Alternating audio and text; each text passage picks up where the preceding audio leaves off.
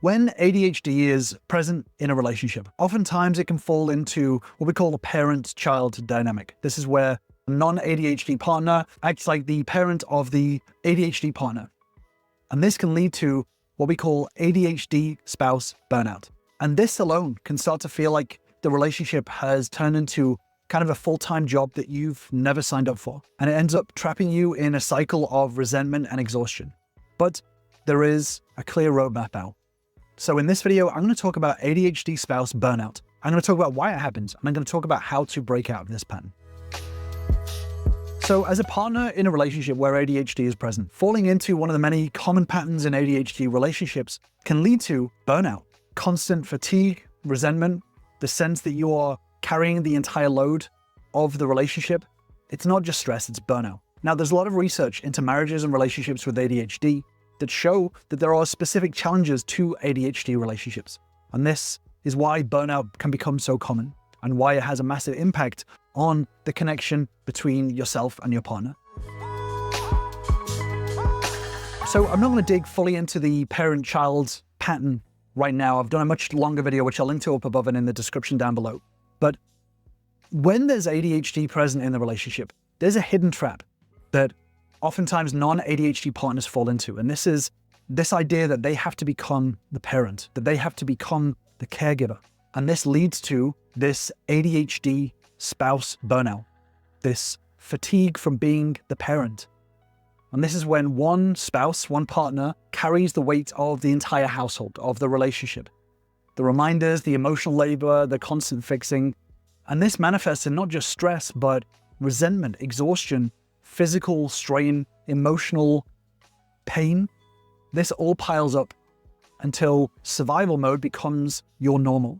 And this becomes a real psychological pattern with a massive impact on the partnership. And this dynamic for the caregiver, the parent, however you want to name your role here, hits really hard. It erodes the balance of the relationship. It distorts the communication and it pushes you into a cycle where the connection feels out of reach. So if there's ADHD in your relationship, you're trying to acknowledge whether you feel burned out. What are some signs of it? You might be burned out if you're noticing constant resentment, persistent exhaustion, emotional detachment, and even physical stress symptoms, headaches, muscle tension issues. Some people even get to a point where they've stopped caring for themselves, they pulled away from friends, they've lost interest in any sort of intimacy in the relationship.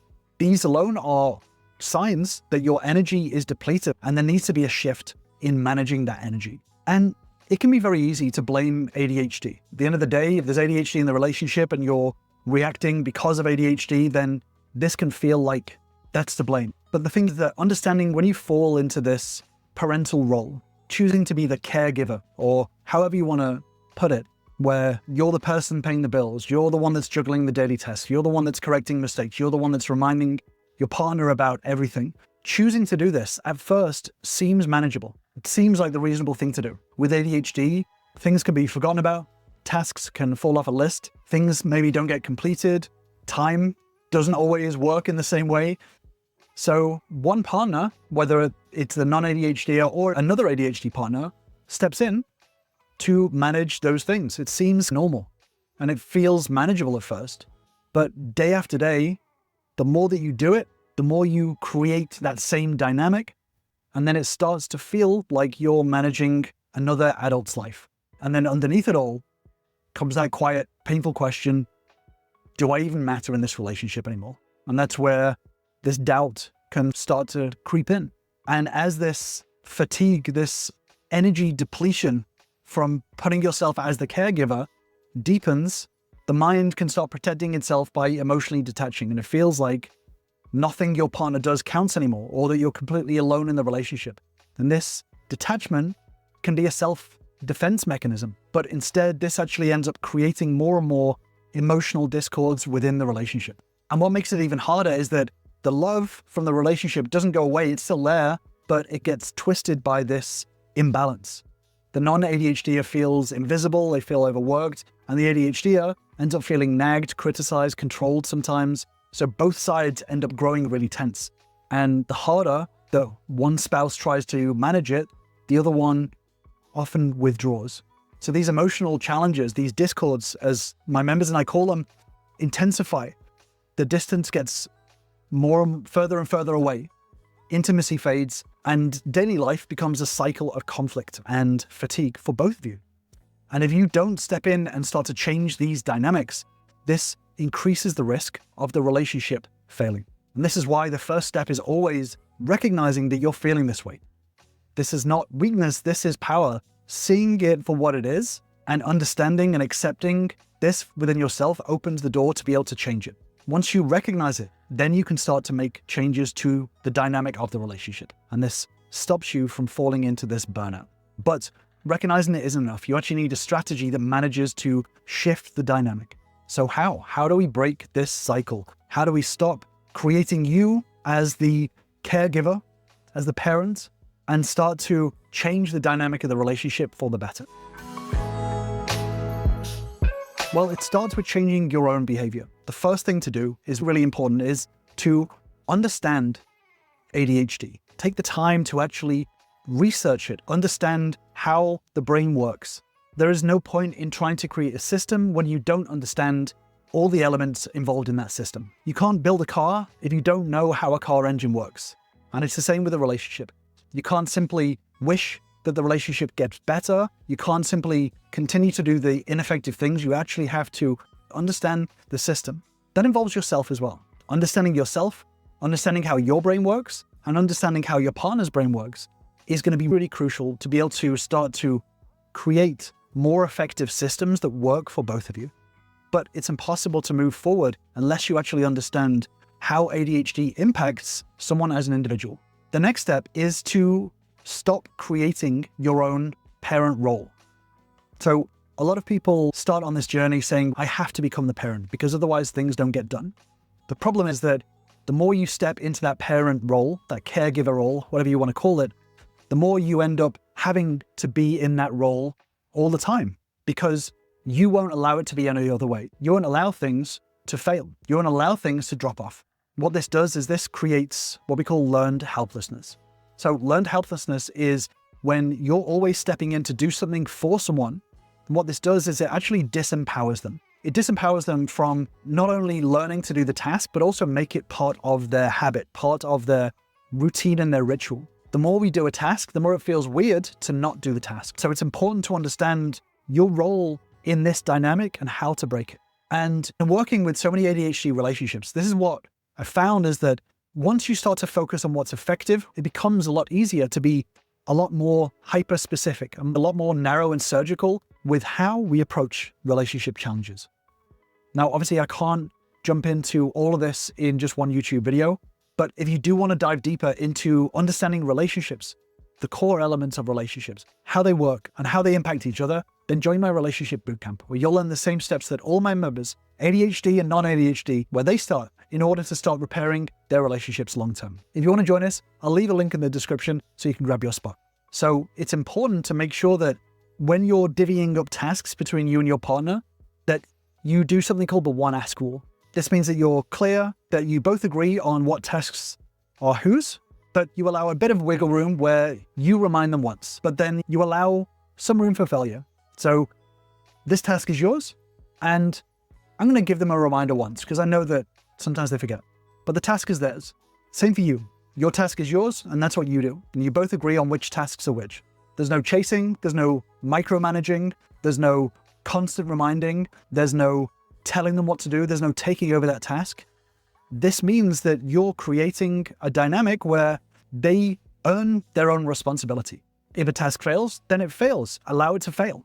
This protects both of you. It stops the exhaustion of carrying everything, and it creates the space for your partner to be able to step up and take ownership of their own tasks.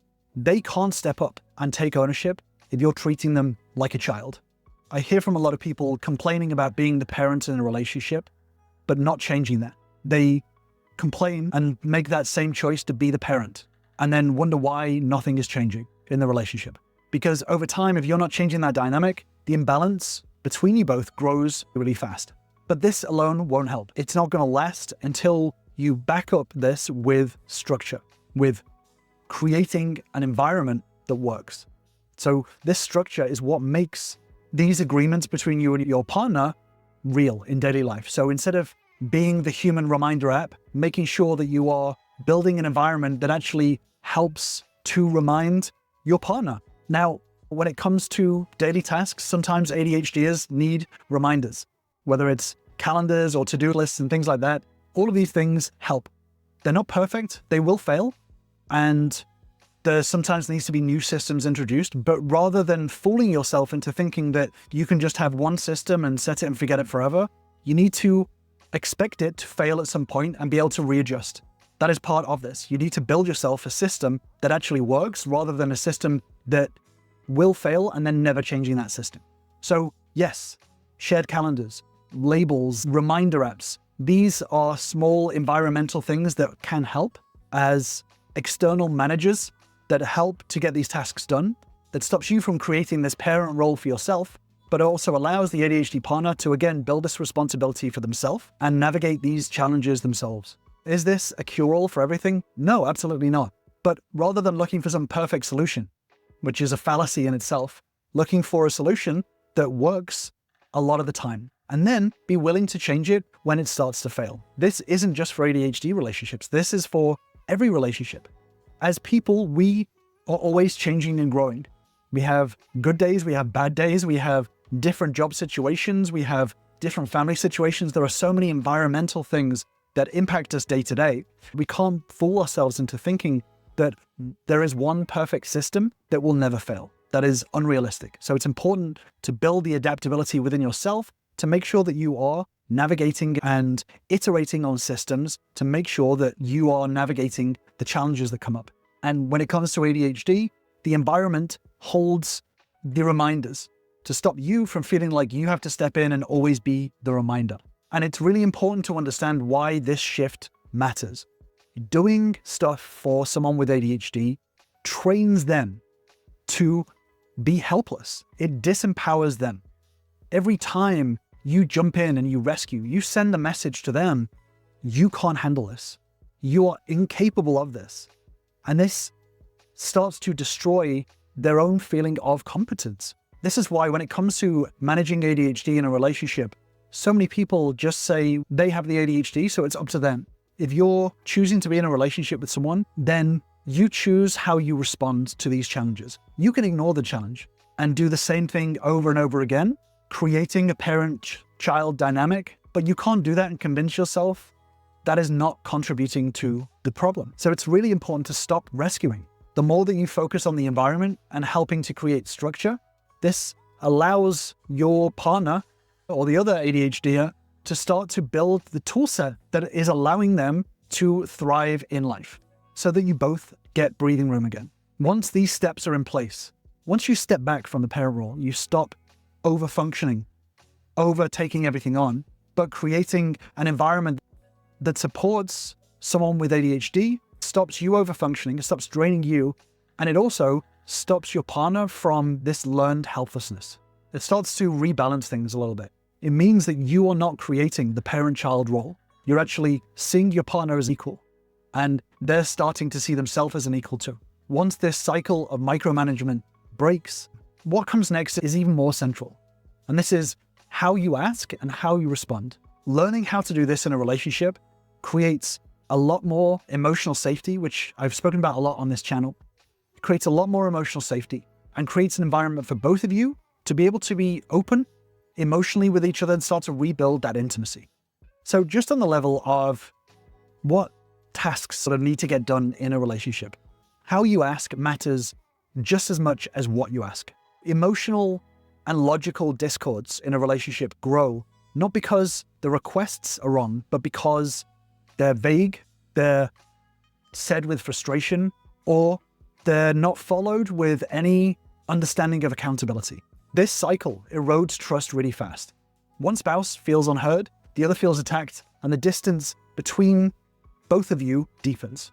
So if you are in this ADHD spouse burnout and you have taken on this parent role, instead of broad statements like, I need more help, this to an ADHDer is like kryptonite, because then they have a million possible options. It takes a lot of effort to prioritize and try to think what that could mean, what specifically it is, how to prioritize that. It's very broad.